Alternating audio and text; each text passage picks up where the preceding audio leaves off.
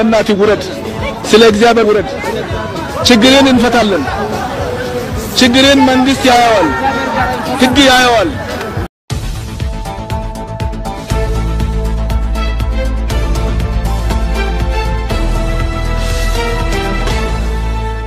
الشما أركفونه يوجا جتشا أردف توتا في دعوة توتا سجنتا أوش ميديا إلمانور ومرتي بيجالاتي في بيجي خيسة خنجرتن بقوم جرتن الربي نجاي سنتياتو سنجتا جرو في جريني إثيوبيا مال فكاتا ينارا أكغرتي أورمو تدونتاني أكا إثيوبيا دوبنا يجورا أورمو إثيوبيا بيتو أورمو أوروميا قفا جاني إثيوبيا زنيبينا غرو دورسا واني هندينو ماليو خنجتن تاتي لبو أوفيتي eegalu buuteetiif taate nama sitti aanuuf taata akkasuma oromoonis duro oromiyaaf taateetiin booda Itoophiyaaf taate warri otoo oromoon beeyne ani Itoophiyaa jaayechu durri namni tokko hooguma takkallee mana kan kee keessa eega mana keetiif taate ollaaf taata jechuudha ollaaf eega taate booda ollaatti aanuuf taata jechuudha nama oromiyaa fi oromoon beeyne Itoophiyaa fi ani Itoophiyaa wadaja ani Itoophiyaawidha biyyatti Itoophiyaa wadaja gosan qabu gosani matu dirqama himachuun yoo fakkeenyaaf ati nama jeefte eenyutu gumaa keessirraa khafala eenyu sirraa khafala yoo ati namni si jeese gumaa kee eenyu barbaada waan akkasii jira kanaaf Itoophiyaan fakkeenyaaf Itoophiyaan biraa yoo si jeeftaate ati Itoophiyaa eenyu gumaa kee si barbaada kanaaf dirqama jechuu dura dursa Oromiyaa Oromia fi Oromo egajanne boda samboda Ethiopia tarkaanfannaa jechuudha arra wanni takka wanni jiru waa'ee dhimma gartee wanyaataan godhanii kana zeeta kana jechuudha salliita kana Oromoon duris gartee irra guddaan dhadhaan nyaatti dhadhaa beekanii dhadhaan distii keessaas buufachuun ni ta'a Oromoon distii keessa dhadhaa buufadha hin rakkatina duris ni beeytan dhadhaa akkatti nyaatanii marqaa qofaa miti distii keessaas buusanii gartee nyaachuun ni ta'a nuti gariin keenya warri gartee Oromoon harkirra guddaan uummata baadiyyaati zeetumaan ala jiraatan bishaanumaa fi soogidatti naqatanii nyaatanii zeeta kana gartee warruma magaalaa kanaaf fardeessa Oromoon baadiyyaa jiru duris dhadhaan nyaata marqaa kaafe gartee deema kaan gartee bishaanii fi soogiddaan nyaatan hitikkaata warri baadiyyaan warri zeeta fayyadamu amma maaltu jira waa'ee dhimma zeetaa irratti naannoon Oromiyaa naannolee biraarraa maal barbaaddi waan jaamu takkaa jira naannoon Oromiyaa akka naannoo Oromootti naannoo Oromiyaatti naannoo Afaarirraa wanni isin barbaaddu fakkeenyaaf soogidda barbaaddi soogiddi naannoo Afaarirraa Itoophiyaadhaaf dhufa akkasimi kabiraa dabalataan biyya biraatii fidaniin beekan amma warshaan zeetaa eessa dhaabbate yoo kan jennu taate naannoo Amaaraa keessatti abbootiin qabeenyaa warshaan naannoo Amaaraa dhaabbatan jechuudha abbaan qabeenyaatti Samaara warshaanis naannoo Amaaraa keessa jira jechuudha waan jiru jira asirratti naannoon Oromiyaadha naannoo Afaarirraa soogidda barbaaddi naannolee biraarraa maal barbaaddi Oromoodhaan naannoo biraarraa dirqama waa barbaadanii nu barsiisuudhaaf zeenni naannoo Amaaraatti gadi bu'ee Oromiyaa keessa zeenni jiru magaalaa Finfinnee keessatti immoo gatii olaanaadhaan gurguraa jiran gati olaanaadhaan liitiri tokko magaalaa Finfinnee keessatti qarshii 900 gurguramaa jira jenama liitiri tokko magaalaa Finfinnee keessatti Baardaaritti liitiri tokko qarshii 400 gurguramaa jira maalema biitatuun Itoophiyaa fi Jabuutiin taane ilaana amma naannoo Amaaraa keessatti liitiri tokko birrii 400 gurgurama magaalaa Finfinnee keessatti birrii 900 gurgurama dabree Oromiyaa keessa immoo naannoo magaalaa Finfinnee kanaa zeetonni jaamuun jiru jechuudha Oppidiyoon Oromiyaa keessa deemtee abbootii qabeenyaatti xiqqoo litira 200 litira 100 litira 150 mana kuusaa gartee magaazina keessatti kuufattu asi wali qabdee mootummaa fi uummata wali kaafta jaaniin saamaa jiran irra deemanii saamaa jiran mee jara keenya Oppiidiyoo fi TPLF garaagarummaa isaanii natti himamee horri beektan ilaalcha jarri qabuu fi TPLF qabduu fi ilaalcha Oppiidiyoon qabdu adda baasaa naaf hima irra gaarummina Oppiidiyoon TPLF irra qabduutis naaf hima waan jarri TPLF gartee caalan yoo saamichaa akkana yoo jireenya qaala'isuudha akkana sadarkaa arra irra jirtu qaala'inni jireenya Itoophiyaa keessatti arrallee TPLF qabeenya saamu jira meet buumee natti himame TPLF arrallee qabeenya saamaa jira TPLF zeeta gurgurataa jira warshaan sukkaraa Oromiyaa keessa arrallee numa jira Oromoon arrallee buna bushaawaa dhuyti soogiddaan dhuyti buna soogiddaan dhuyti sukkaran dhaabbattu shaayin dhaabbatan kun bishaan kun buna soogiddaan dhugaa jira arrati PLF biyya bulchaa jira abbaa isaa jira kanaaf garaagarummaa PLF fi OPDO dha kan jiraatu taate kun Tigray mata kun ammoo Oromoo mata kana garaagarummaan jira kun afaan Oromoo dubbata sun afaan Tigray dubbata kana wanni jiru abbaan qabeenya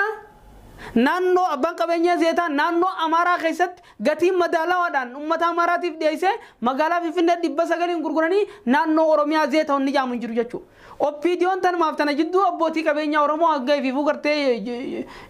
jurjurree yaatona gartee jirtu ofiifuu beeyta.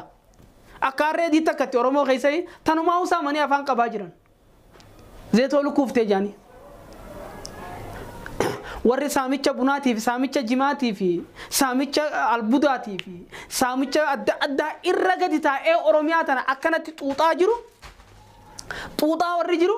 abbootuma qabeenya hanga sossoo kana harka galfachuu barbaadan akka TPLF sanitti waa hunda dheenya kana gartee ganna sadeen dabran kana Oromoodhaan sobuudhaaf Oromoon daldalachuu dandeenya Oromoon mitiqishoo godhuu dandeenya janii olola adda oofaa turan amma deebi'anii hangasummaa elmaa jiran irraa elma akka lamadan cobnetti shimeen diriirfatee dhugaa jira tuubbootti kaatee Oromiyaa tan dhugaa yoo lafa ta'es namni akka takkalaa uumaa gurguratan jiru siin jan garaagarummaa TPLF fi OPDOdhaan afaan Oromoo dubbachuu fi kun Oromoo gartee himachuu kun Tigray himachuu jechuudha warra fantaalle keessan bulchiinsa isaanii keessatti halkanii fi guyyaa lolli amma ummata walloo irratti ummata Karrayyuu irratti deemaa jira OPDO'n garee fiinxaalee Amaaraa wajjin waltaanii lixa Oromiyaa keessatti halkanii fi guyyaa ummanni keenya qeefii qabeenya irraa buqqaa jira kanaaf dubbatan jarri saamuu malee dhuguu malee furmaata biyyaan beekan hin baranne rakkoon gisee dubbannu gartee lafaa kaaneeti miti ergamtummaadhaan namni sadarkaa qabatee jiru waa'ee siyaasaarraan beeku nama siyaasaa jibba nama siyaasaa beeku balaaleeffata hayyuu jibba hayyuu ariya hayyuu hidha hayyuu ajjeesa maaliif hayyuu kanaatu gartee beekumsa kanaan dhufeenna caalee biyya tana narraa fuudha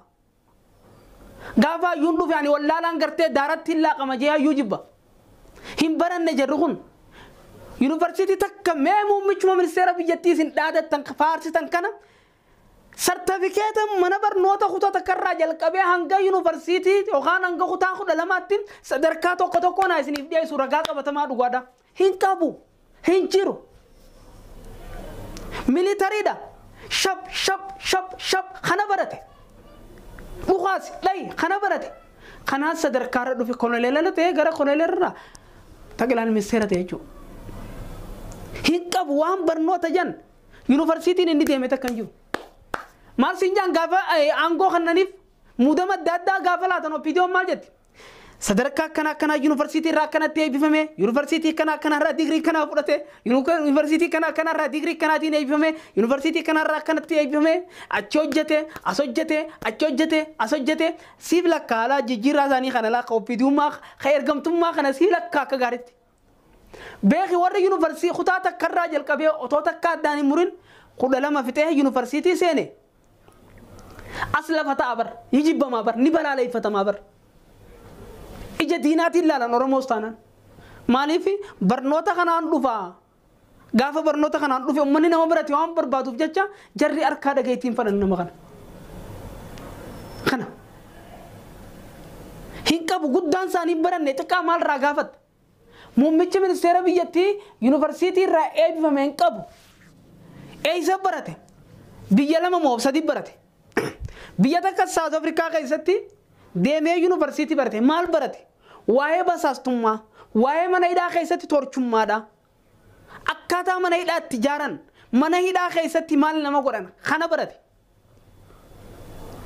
biyya alaa deemee Ingiliz deemeetis waa'uma kanaa kana barate saafilammaa magarsaa Suudiin deemanii basaastummaa baratan kana ala muummichi ministeera kutaa 8 isa barate 9 isa barate 10 isa barate jaadhaa fida askuuliin itti barate hin jiru jechuudha baraa Eertiraa ture wallola waraansa biyyattii irra ture dubar kun eessaa fida siyaasaa ilma abbaa gadaa ilma mitiqishoo المكسي فارو عن كرتب قوتن نمشي أبا قدان جلبي بدو جاي رشنا بلشين سابي خيس نتي كوركورو نيانا كوركورو دوينا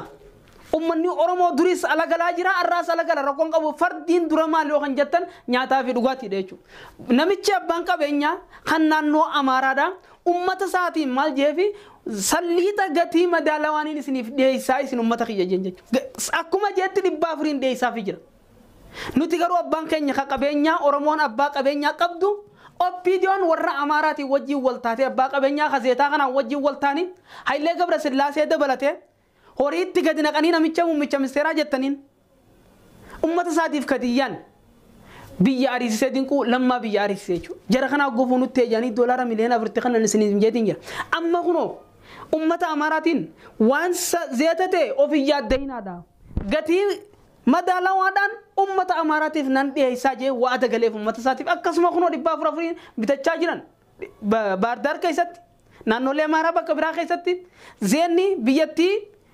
abarsa keessa jirtu inni dibba afurin gurguraa fi jira magaalaa Finfinnee dibba 9 gurgura laala garaagarummaa dibba 5 guutu naannoon Oromiyaan qabdu eessa keessa bee dhufa naannuma Oromiyaa tana keessa bee dhufa Finfinnee dhaqa Oromoo zeetan nyaattu jechuudha Oromoo zeetan nyaattu waan saaniiti miti Oromoo tana san hin jennu waan jaamu jira bofa lafa bu'ee dhagaa lafa guute malli abbaarra jiraa jette Oromoon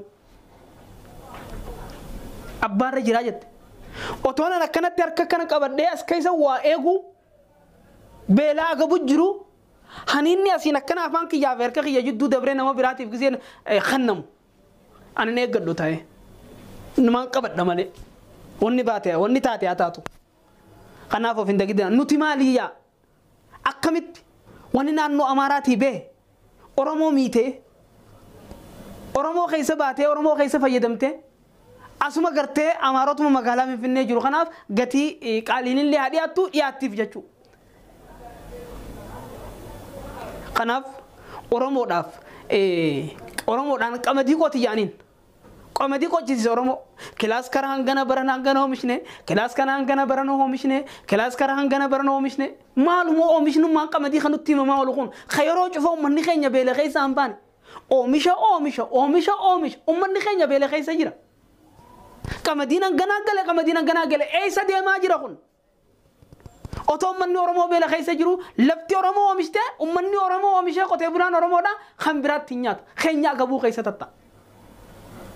haga Oromoon beela jirtu Booranni beela keessa jira Gujiin beela keessa jirti Baalee fi Harargeen lamaan beela keessa jirti Arsiin akkasi Walloon akkasi jirti otoo Oromoon beela jirtu biyya keessa kan maneedhaa dararamaa odoo jiru biyyan baa keessatti Oromoon dararamaa odoo jirtu isin Oromiyaa keessa deemtanii qamadii teenya eebbistan Itoophiyaa guutuu waliin beelee waliin dhumuta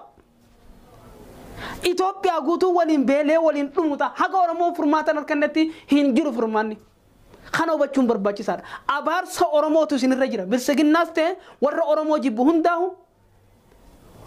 tokko taa'ee tokko nyaatu agabuu odoon itti bulu jirru abbaan biraa qabeenya Oromiyaa keessaa maddu nyaachuun hin jiru walumaa shishim ta'u teenya tana eega eebba Oromoo isinirra jira kanumaan jechuu barbaada ijoollee teenya tan mana hidhaa Saudi Arabiyaa keessa jiran rabbiin mana hidhaa san keessaa baasee biyya abbaa isaanii rabbi galchu du'aa godhaafi naannoo Oromiyaa keessatti ma fakkeenyaaf manneen hedduutu ashagame irra Jimma keessatti manneen daldala hedduu ashaganii jechuudha akkam banamne akkan hojjenne godhanii bilsiginnaan deeggartan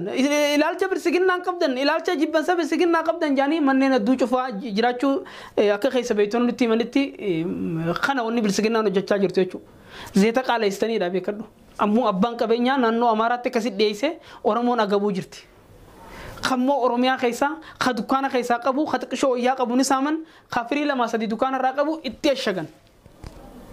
خانو نجرو بيانا دورمو وان كيسا يرتو بدو ايسان دابده ايسا بيلاجل بحارا خيسا دابده اوتو قرطمي الولا چودن ديسو اوتو ماوي غورا چودن ديسو بيليت هنجرواني نيادوانين لغون دبين جته هركتين